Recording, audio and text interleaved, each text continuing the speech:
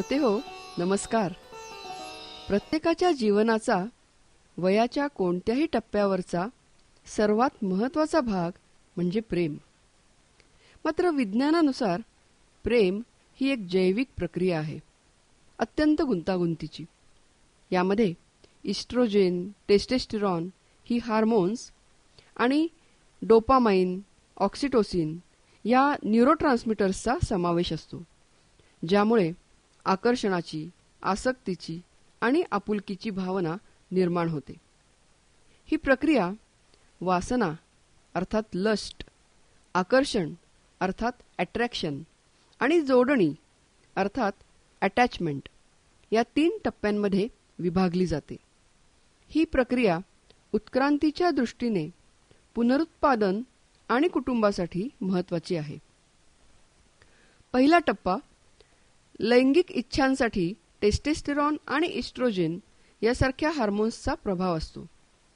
दुसरा टप्पामध्ये डोपामिन हे आनंद देणारे रसायन आहे, नॉरएपिनेफ्रिन हृदयाचे ठोके वाढवणारे रसायन आहे आणि सिरोटोनिन हे ऊर्जा, उत्साह आणि एकाग्रता वाढवते.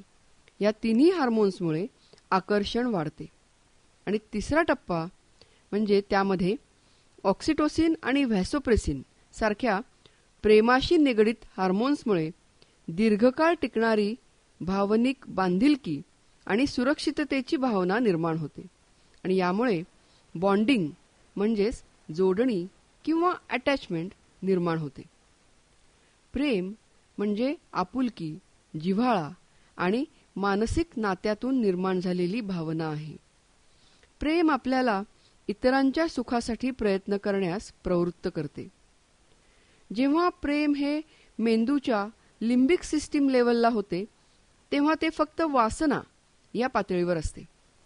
अशावेळी मनुष्याचे पशुवत वर्तन होऊ शकते. जेव्हा प्रेम हे मेंदूच्या प्रीफ्रंटल कॉर्टेक्स लेवलला होते, तेव्हा अटॅचमेंट, बॉन्डिंग या पातळीवर जाते. थोडक्यात प्रेम म्हणजे केवळ भावना नसून ते मेंदूतील रसायने, हार्मोन्स आणि उत्क्रांतीच्या गरजेतून निर्माण झालेली एक जैविक आणि मानसिक अवस्था आहे, असे विज्ञान सांगते. आध्यात्मिक दृष्टिकोनातून प्रेम म्हणजे केवळ एक भावना नसून ती एक वैश्विक शक्ती आहे. प्रेम सर्व सजीवांना जोडते, आत्मिक उन्नती साधण्यासाठी मदत करते. निस्वार्थ सेवा, दुसऱ्यातील दैवी अंश ओळखणे आणि कोणत्याही अपेक्षांशिवाय निस्वार्थपणे केलेले प्रेम यांचा यामध्ये समावेश असतो. प्रेम हे अहंकार आणि भीती दूर करते, शांती आणि एकात्मतेकडे नेते.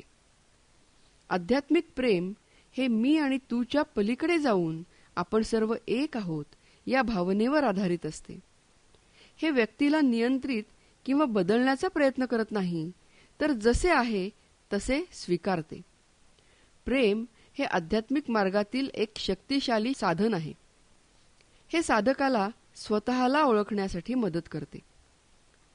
सृष्टीतील प्रत्येक गोष्टीत देवाचे सौंदर्य आणि प्रेम पाहणे ही देखील आध्यात्मिक प्रेमाची एक अवस्था आहे. परमेश्वराकडून मिळणारे आणि परमेश्वराकडे जाणारे प्रेम हे सर्वव्यापी आणि शाश्वत असते. संत मीराबाई यांनी भगवान श्रीकृष्णांवर केलेले प्रेम हे आध्यात्मिक प्रेमाचे उदात्त असे उदाहरण आहे. मधुरा भक्तीचे उत्तम उदाहरण आहे. मेरे तो गिरधर गोपाल दुसरो न कोई, जाके सर मोर मुकुट मेरो पती सोई. त्यांची भक्ती इतकी दृढ होती की जगातील कोणतीही व्यक्ती किंवा बंधन त्या प्रेमापुढे टिकू शकत नाही. कृष्णाशिवाय दुसरा आधार, दुसरे ध्येय किंवा दुसरे प्रेम संत मीराबाईंना मान्य नव्हते. थोडक्यात अध्यात्मात प्रेम म्हणजे आत्म्याकडून आत्म्याकडे जाणारा सर्वसमावेशक आणि निस्वार्थ असा प्रवास आहे. प्रेम व्यक्तीला ईश्वराशी आणि संपूर्ण सृष्टीशी जोडते.